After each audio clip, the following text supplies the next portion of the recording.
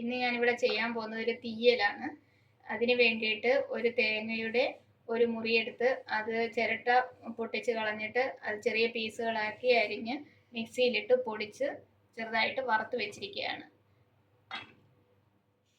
ആ വറുത്ത തേങ്ങ അത് മിക്സിയിൽ പൊടിച്ച് വെച്ചിരിക്കുകയാണ്. ആദ്യമേ ശകലം വെളിച്ചെണ്ണ ഒഴിച്ചിട്ട് അതിലോട്ട് ഉള്ളി അരിഞ്ഞു വെച്ചത് ഇട്ടിട്ടൊന്ന് വഴറ്റി കൊടുക്കണം. 2 മിനിറ്റ്.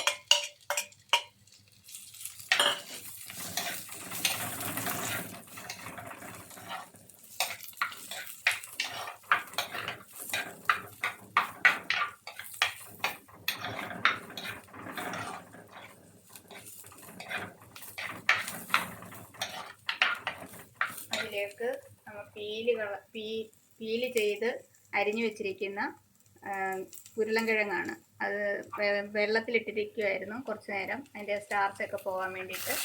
അതും കൂടി ഇട്ട് കൊടുക്കുന്നു.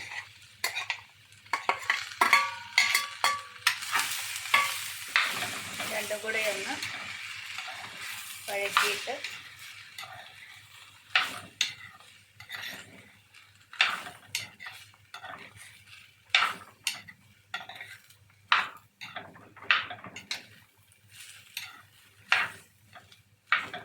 ഒത്തിരിയൊന്നും വഴറ്റണ്ട, ഒരു 2 മിനിറ്റ് ഒന്ന് വഴറ്റി കൊടുത്തതിന് ശേഷം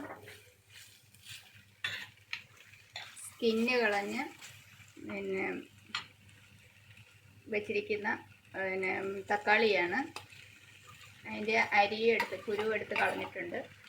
അത് ചെറുതായിട്ട് അരിഞ്ഞ് വെച്ചതാണ്. അത് ഇട്ട് കൊടുത്തു. കൂട്ടത്തിൽ ഒരു 3 പച്ചമുളക് അരിഞ്ഞ് വെച്ചിരുന്നതാണ്. അത് ഇട്ട് കൊടുത്തിട്ട് ഒന്ന് വഴറ്റി കൊടുക്കുക.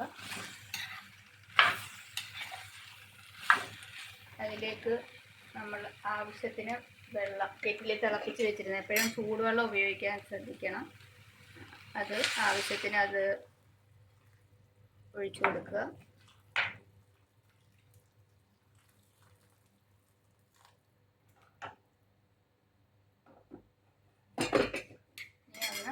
ഒന്ന് അടച്ചു വെച്ച് വേകാൻ വേണ്ടി വെക്കുക. 10-20 മിനിറ്റ് കഴിഞ്ഞ് ഇതിൻ്റെ അടപ്പെടുത്തൊന്ന് നോക്കാം, കഷ്ണങ്ങൾ വെന്തിട്ടുണ്ടോന്ന്.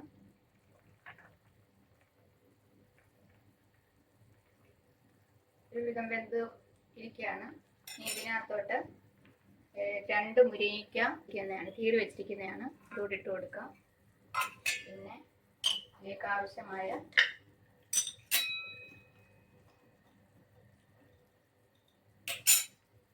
ഉപ്പിട്ട് കൊടുക്കാം.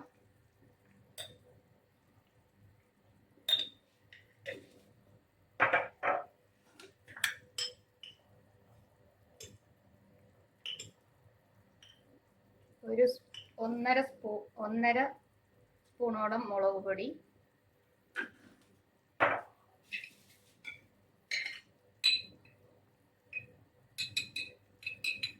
ഒരു 1/4 സ്പൂൺ മല്ലിപ്പൊടി,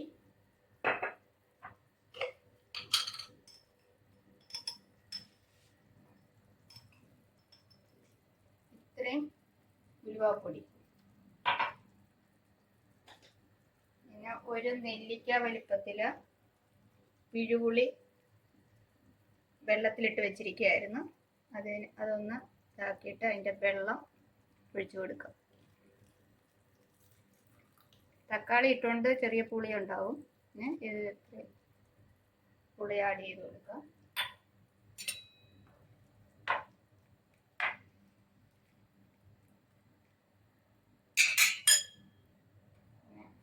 തേങ്ങ വറുത്തരച്ച് വെച്ചിരിക്കുകയായിരുന്നു, അതും കൂടെ ആഡ് ചെയ്ത് കൊടുക്കുന്നു.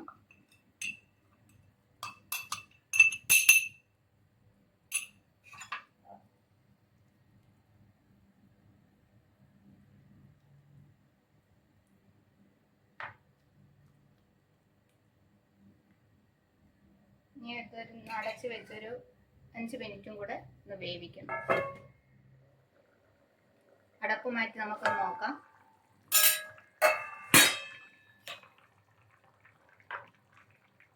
എല്ലാം ഇതായിട്ടുണ്ട്.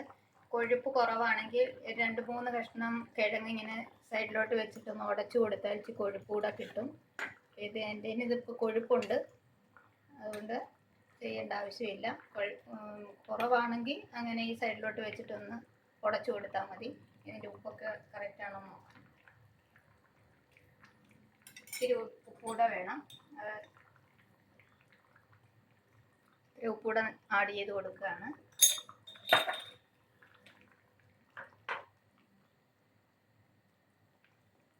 ലാസ്റ്റ് ഈ മുരിങ്ങയ്ക്ക ഇടുന്നത് അല്ലെങ്കിൽ ബെന്തങ്ങ് ഇതായി പോകും, അതുകൊണ്ടാണ് ലാസ്റ്റ് ഇട്ടത്. കടുക് വറക്കേണ്ടവർക്കാണെങ്കിൽ ഉള്ളി അരിഞ്ഞിട്ട് കടുക് വറുത്തെടുക്കാം. ഞാൻ കടുക് വറക്കുന്നില്ല, കറിവേപ്പില മാത്രം ഇടുന്നുള്ളൂ.